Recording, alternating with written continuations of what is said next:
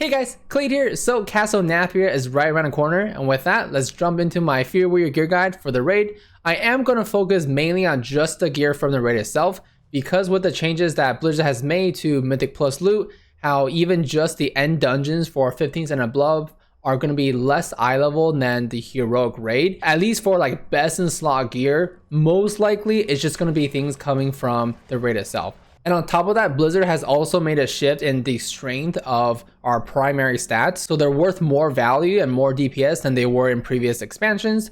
And realistically, the higher eye level an item is, the more likely you're just going to pick it, especially if it's on a slot that doesn't have like an effect, right? So basically everything but trinkets. And then the other thing is that for weapons in this raid, it's going to be slightly different than the previous couple of expansions, right? Instead of actually getting the weapon itself, you're going to get these tokens that you can take into your Covenant, your Sanctum, your Covenant Hall, whatever it is, right? You can trade it in for your weapons. Now, as a Fury Warrior right now, you're still going to be wanting to trade it for the two-handers because Titan's Grip is still going to be slightly stronger than Single-Minded Fury by a couple of percent DPS difference.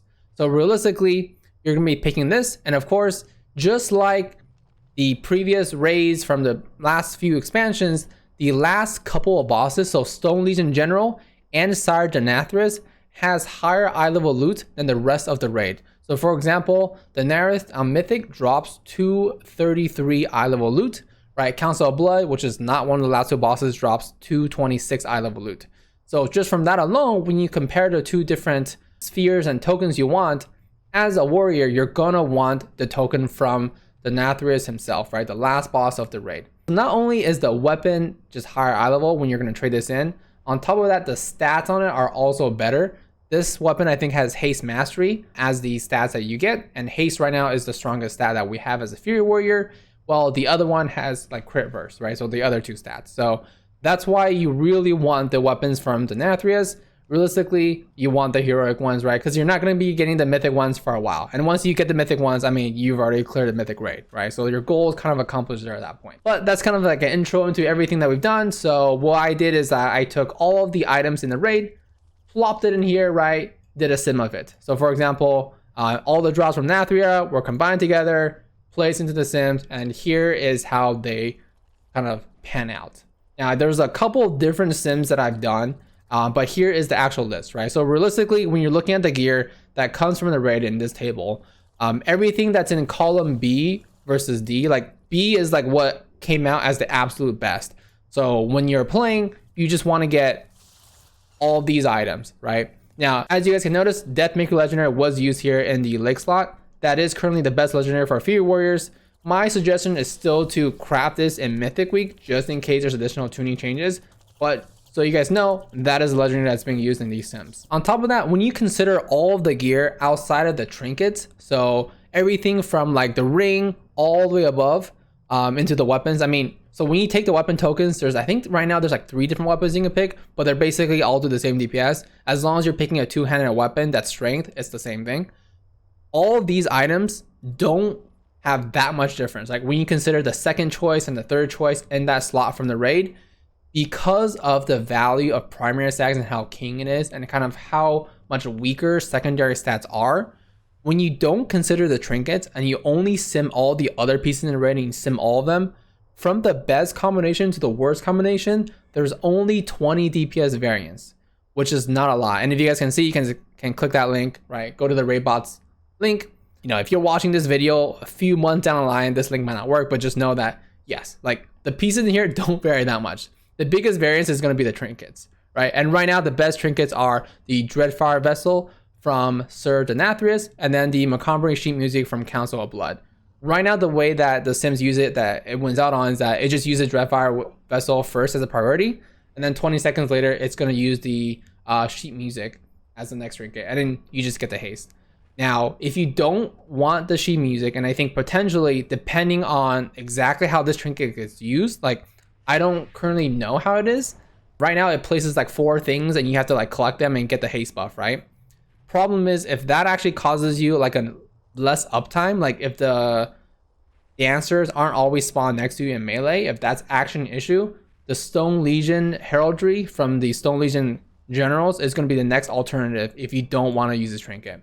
Now, there are, for trinkets, I'll make a follow-up video on that, but on trinkets, Mythic Plus stuff can actually compete because trinkets have, you know, a lot more value and they're not just stats, right? Some of them have effects or even potential better on uses. So I would say definitely Dreadfire Vessel from certain Nathrias because it's gonna be the highest eye level, right? Active use, right? Affected by your crit, great. The Macabre sheet music, if you can get it, great. But I wouldn't like, you know, throw everything at it, right? Like if you guys use some like DKP system, like, you know, this is probably pretty low priority in the trinket that you want to get. So there it is for the actual items itself. And then, you know, if we kind of go down the list, this list should ideally give you everything you need in regards to like how you want to like gear your character, right? What you want to pick. So enchants, boom. Some of the enchants, I mean, there's only one glove enchant, Eternal Strength. That's the one DPS one. Chest, Eternal Skirmish is better. Rings, it actually doesn't really matter what stats your rings are. To the point that I've been kind of making, primary stats are more important anyways. And also the ring enchants give you such a pitiful amount of stats that, you know, at the, you know, when you're like max geared, it doesn't matter too much. But realistically, it should be Tenet of Haste because haste is going to be right now, for most part, your best stat. And then for enchants, you're going to be using Sinful Revelation on one hand and then Celestial Guidance on the other. If you swap it between your main hand and offhand, it doesn't matter as long as you have 1 or 2 enchants on either weapon. There's also the other enchant for cleaving purposes. So that is going to be this Lightless Force enchant, right? Where if you strike a target, it sends out a wave of 5 enemies in front of you. And it kind of works similarly like to like Twilight Devastation, right? It just sends out a wave. This used to be way more OP on the beta, but they've nerfed it. It's still really, really strong for like AoE and Mythic Plus. So either, you know, if you're really rich, you could change enchants every single fight based on the fight. Or if you're like, I don't care about rating, I just do like Mythic Plus mainly, then, you know, you could actually use this more. So there is, you know, those 2 best single target enchant, but if you want something that's more potential AoE focused, you can go with the Lightless Force there. All right, as far as for Soulbinds and conduits, explaining the choices is very easy because if you're Venthyr, and I'm only going to talk about this in the aspect of Venthyr, I don't want to go into every single Soulbind combination possible. You can always kind of sim that yourself, but there's a link to a Wowhide calculator if you want to see this calculator yourself, but it's just going to be whatever this image is. Right now, the only potency conduit you can actually have that's the best route is Ashen Juggernaut for, you know, this is the one you're going to go with. I simmed this with like rank 7 even in comparison. Like rank 7 should be the highest you can get to for this season, right? Like this raid. And then the only other option you can make, you know, as you go down a tree is when you get down here, do you go left or do you go right? Interestingly enough, the left side, which has a potency conduit, right now doesn't actually beat the Dauntless Duelist trait here at the bottom right. So your tree actually goes left first and then it goes right at the bottom. So you're actually only picking 1 potency conduit. That's because of how strong the Dauntless Duelist is. Now, you're not going to have to worry about this for a while. You probably won't have to worry about this before you're done with the raid. Just know that down the line, this is something that you're going to do. And of course, as we get into the next season and the next raid, and as your conduits get higher level, there might be a point, right, where you get further down, and I'll kind of update you guys if this does happen, where a second potency might be able to beat the Dauntless Duelist. And if you guys are kind of curious, like what's the alternative to Ashen Juggernaut, it's the one where it increases the duration of your recklessness.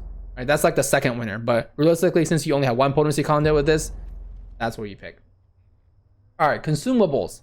So here we have just some basic consumable stuff, just in case you guys kind of don't know what they are. Flask, there's only 1 flask to pick from. Spectral Flask of Power. Food, there's actually a choice here. There's the Feast, which gives you 20 main stat, or there's the Tenebrous Brown Roast aspect that gives you 30 of Haste. So Haste is currently your strongest secondary stat. Now, this I think is realistically dependent on kind of your character at the moment, and it can shift back and forth based on, you know, at what point gearing your character is. But either one of those 2 foods should be fine, and they're close enough to where the variance within Sims will just kind of move that around. Potions, right now, Potion of Phantom Fire is the strongest. Oils, right now, the strongest setup technically by like 3 DPS is 1 Shadow Core and 1 Shaded Sharpening Stone. So here's the thing about like oils and sharpens is that everything that you guys can see on the right here can be placed on top of enchants. So you can put an oil or a sharpen on your weapon that already has enchants, but you can't do an oil and a sharpen. You have to pick one or the other, right? If you just want to like relax, don't worry about it, save your back slots, 2 sharpened shadow core oil is totally going to be fine, and that's probably going to be recommended. If you're like, I want potentially just like meme it out with like 3 more DPS, you could do a shadow core oil and 1 shaded sharpening stone, but 3 DPS in the overall scheme of like simming is really nothing. So here is kind of my recommendation is you probably just go 2 shadow core oils. For armor kit, there's just a heavy desolation armor kit. You put it on your chest and you gain some stamina. It's good for progression rating because if you're dead at DPS, you can't do DPS. Runes, there's a veiled augment rune. If you guys can afford it, go for it. Realistically, the way that I think a lot of guilds, unless you're like the top, trying to get world first, where you use this all the time, is that you learn the boss first, and as you're like, okay, let's actually go for kills, that's when you start using these augment runes, right? So that's the one you would use. There's only one. And then here are the kind of going back to like the bosses and the loot, just kind of giving you an idea of what bosses and what bis loot they have. I mean, there's no more reroll coins, so you can't just be like, let me reroll the Nathrias as many times as I can in a week. But just an idea that he does drop every single loot that he drops, you're basically going to want, and it's your best in slot. So kind of an idea on that. And then here is kind of like the stat weights and kind of sims. I added a little bit more to the screenshot this time around so you can kind of see the gear. You can of course click on the link and go to this. And you can also kind of see like the weapon oils, the whatever else the data you want to see on here. Essentially, the higher the ratio here is, the more value per point in the stat is, right? So you can see that obviously weapon DPS is the most important thing. And then you have your primary stat strength being stronger than all of the other ones.